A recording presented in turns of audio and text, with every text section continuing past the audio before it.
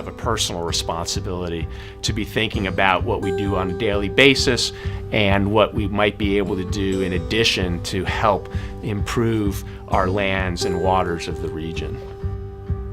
So my name's Hedrick Beelan, and I'm the president of Potomac Conservancy. Potomac Conservancy was founded in 1993 by a group of kayakers that were actually spending time in a place called the Potomac Gorge. And they wanted to make sure that that area was protected forever, really, so that other people could enjoy the experiences they were having getting out on the river. Over time, the Conservancy's grown up to be a river conservation organization. So we're out there every day trying to build a movement of clean water champions that can get out and stand up, show up, speak up for clean water. One of the reasons that we're always concerned about pollution is, in fact, the entire DC metro area gets its drinking water from the Potomac. On both sides of the river, we put in big drinking straws. So when you're going home tonight or when you're at work tomorrow and turning on a tap, it's Potomac River water.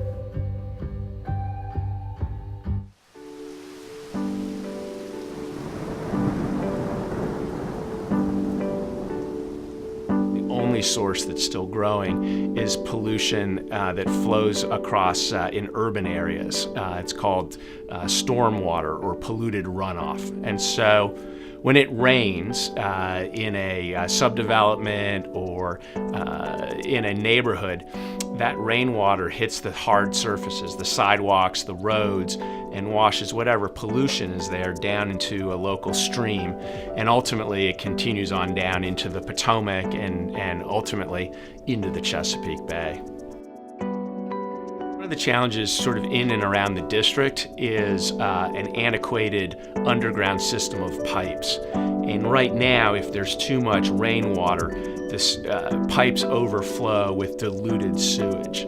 The good news is that there's been a big effort over the last decade to address that pollution, and it's a two-phase project. The first phase is going to come online in 2018, and the second phase in 2025.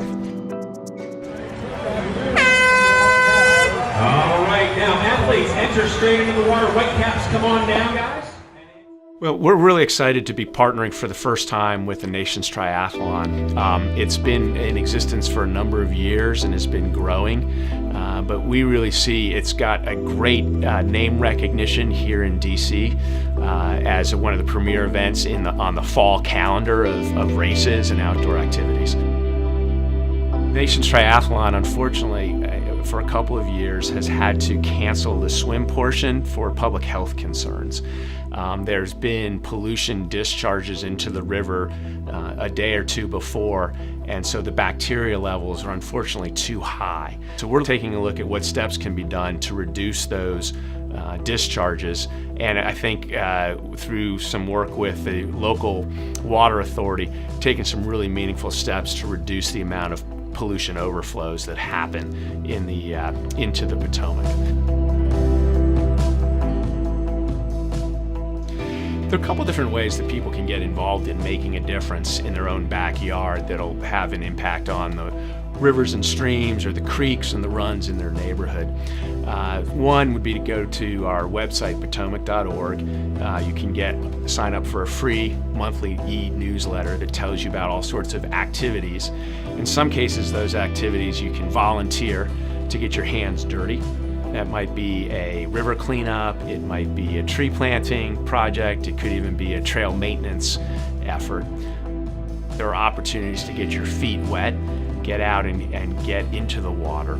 Occasionally we'll have action alerts asking for people to weigh in or sign a petition with local elected officials. We have a group of about 21,000 people that take an action annually to benefit the river, and that includes making donations because we are dependent on the philanthropic support from the community to fuel our clean water work.